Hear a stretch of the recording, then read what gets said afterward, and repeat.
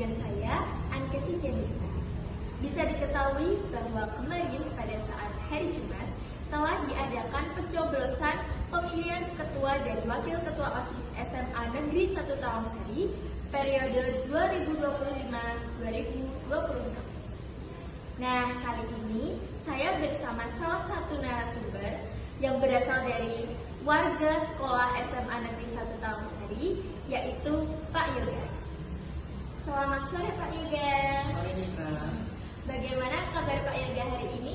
Alhamdulillah kabarnya baik.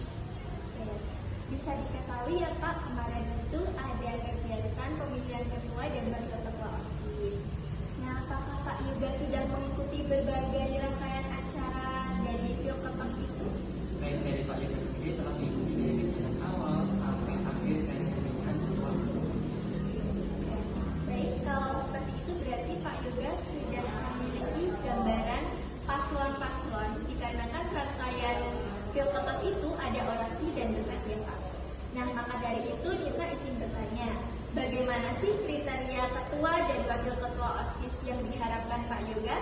Oke, terima kasih atas pertanyaannya. Menurut Pak Yoga, sebagai calon ketua OSIS dan wakil ketua OSIS, itu yang pertama kita harus menjunjung tinggi nilai integritas, karena nilai kejujuran ini sangat penting nantinya kalau kita diberikan suatu amanah dalam memimpin suatu kelompok. Sehingga hal ini juga sebuah dalam bahwasanya ketika kita diberikan suatu kejelasan dalam artian tanggung jawab, berarti kita harus melaksanakan secara maksimal, karena tanggung jawab ini adalah pundak kita untuk menjalankan suatu program kerja yang nantinya akan kita laksanakan dari jauh hari ke hari berikutnya. Sehingga ketika suatu paslon 1, 2, 3 kita sudah diberikan tanggung jawab, sebisa mungkin menjalankan secara baik, tidak untuk sebagai ajang pamer suatu gelar. Selain itu, dari visi misi yang telah Pak Yoga dengar dari pasal 1, 2, 3 bahwasanya dari visi misi tersebut dan program kerja itu telah disampaikan secara bagus dan nantinya mungkin akan memberikan dampak yang baik. Sehingga dari calon ketua OSIS kemudian dari wakil ketua OSIS sebisa mungkin dijalankan secara baik dan diselaraskan dengan visi misi dari sekolah. Sehingga dari hal tersebut aspirasi dari siswa, aspirasi dari guru, dari ketua OSIS dan wakil ketua OSIS itu dapat diserap dan dapat dirembuk secara bareng dari anggota dari OSIS, sehingga nantinya dari kegiatan-kegiatan yang nantinya akan dilaksanakan akan dapat memberikan manfaat yang baik dari guru, siswa, dan lingkungan sekolah. Dan juga di dalam rangkaian acara Pilketos pada saat hari Jumat kemarin tanggal 19 September ya Pak, itu ada pencoblosan atau puncak acara dari Pilketos ini. Pastinya saat penghitungan suara itu ada siswa yang golput. Nah, bagaimana tanggapan Pak Yoga terhadap siswa yang golput itu? Apakah bisa dibiarkan begitu saja? Oke, terima kasih atas pertanyaannya.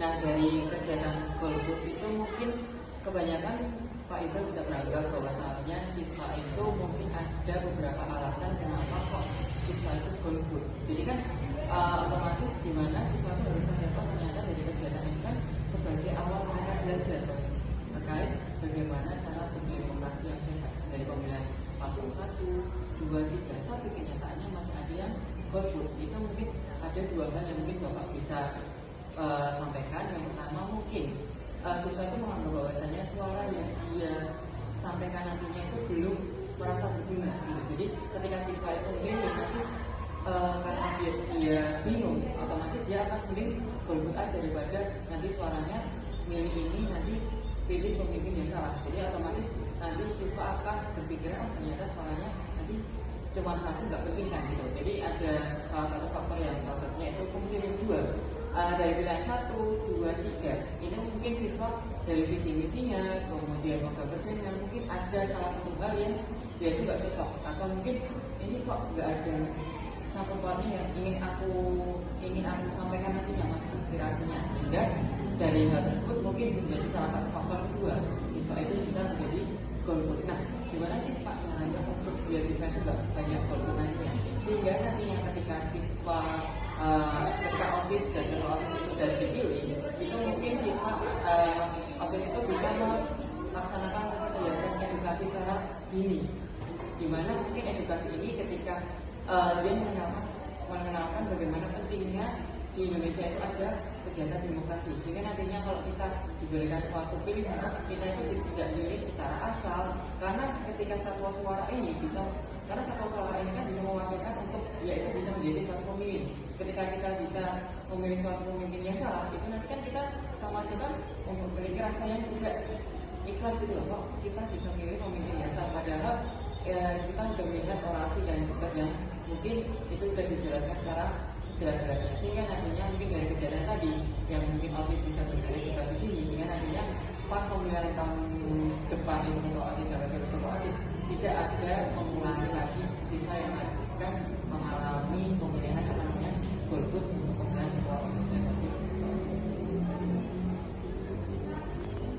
Terima kasih Pak Yoga dikarenakan sudah mengizinkan saya untuk mewawancarai Pak Yoga, dan terima kasih juga bisa menjawab pertanyaan dengan detail serta bisa menambah ilmu baru.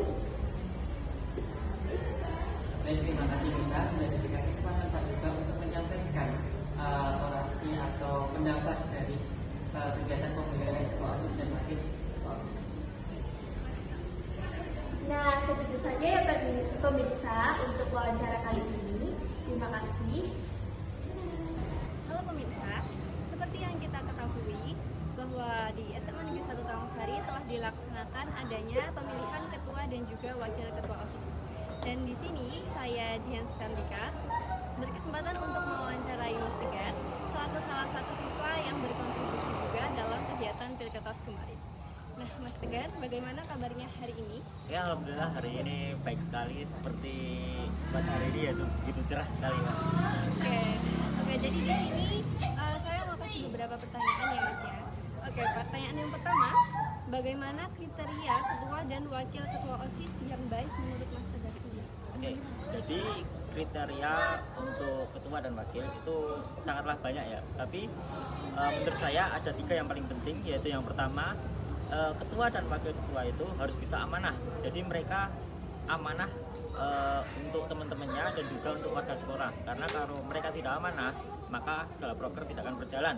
Yang kedua, dapat mengaspirasi para siswa lain. Jadi mereka itu mencontohkan hal-hal yang baik dan serta bisa mengaspirasi teman-teman yang lain, biar teman-teman yang lain bisa bekerja ataupun melakukan kegiatan yang lebih positif ke depannya. Terus yang terakhir yaitu bisa berkomunikasi dengan semua orang itu dengan baik. Jadi komunikasi itu kan penting juga. Salah satu komunikasi yaitu untuk meningkatkan pertemanan. Nah, jadi komunikasi itu penting biar tidak ada kesalahpahaman antara satu sama lain. Oke, kemudian pertanyaan yang kedua nih Mas, apakah orasi dan debat yang dilaksanakan kemarin itu cukup meyakinkan Mas Tegar dalam menentukan paslon pilihan, dan kenapa gitu Mas? Oke, jadi orasi dan debat kemarin itu sangat sudah bisa cukup meyakinkan kita ya, karena mereka juga sudah memaparkan program mereka masing-masing, dan insya Allah juga mereka bisa amanah dengan program mereka yang mereka sebutkan itu tadi. Ya insya Allah saja, semoga ketua dan wakil ketua yang terpilih bisa amanah dan bisa bekerja lebih baik. Kemudian pertanyaan yang terakhir, bagaimana tanggapan Mas Tegar mengenai adanya siswa yang golput? Apakah hal itu dapat dibiarkan begitu saja atau seperti apa? Oke. Jadi golput itu kan golongan putih, berarti mereka itu netral ya. Karena dalam pemilihan itu satu suara itu juga bisa menggeser semua suara yang lain. Contoh saja suatu pemenang itu disebabkan karena adanya 50% lebih satu orang. Nah, karena satu orang itu satu suara itu sangatlah penting agar bisa istilahnya bisa berdampak pada pemilihan suara tersebut. Jadi pemimpin itu kan dipilih dari suara rakyat, makanya kita sebagai rakyat ataupun sebagai siswa sekolah harus ikut andil dalam demokrasi pemilihan calon ketua OSIS dan wakil ketua OSIS kemarin ini. Seperti itu. Oke teman-teman, jadi itu tadi tanggapan daripada Mas Tegar mengenai debat dan juga orasi dan juga rangkaian acara-acara dari Pilketos kemarin. Terima kasih juga ya kepada Mas Tegar telah menjawab pertanyaan saya. Sama. Dengan terselenggaranya Pilketos di SMA Negeri 1 Tawangsari tahun ini, Para siswa tidak hanya belajar mengenai proses pemilihan umum, tetapi juga mengasah kesadaran berdemokrasi sejak dini. Melalui kegiatan ini, diharapkan lahir generasi muda yang kritis, jujur, dan bertanggung jawab dalam menentukan pilihan. Pemimpin yang terpilih nantinya diharapkan mampu menjadi teladan, membawa aspirasi seluruh siswa, serta menciptakan suasana sekolah yang lebih harmonis, kreatif, dan berprestasi. Dengan semangat kebersamaan dan demokrasi yang telah ditunjukkan, Pilketos di SMA Negeri 1 Tawangsari menjadi bukti bahwa demokrasi dapat tumbuh subur di lingkungan pendidikan. Dan itulah berita selengkapnya. Saya Hakim Arif Al-Ghifari pamit undur diri. Sampai jumpa sobat semanta.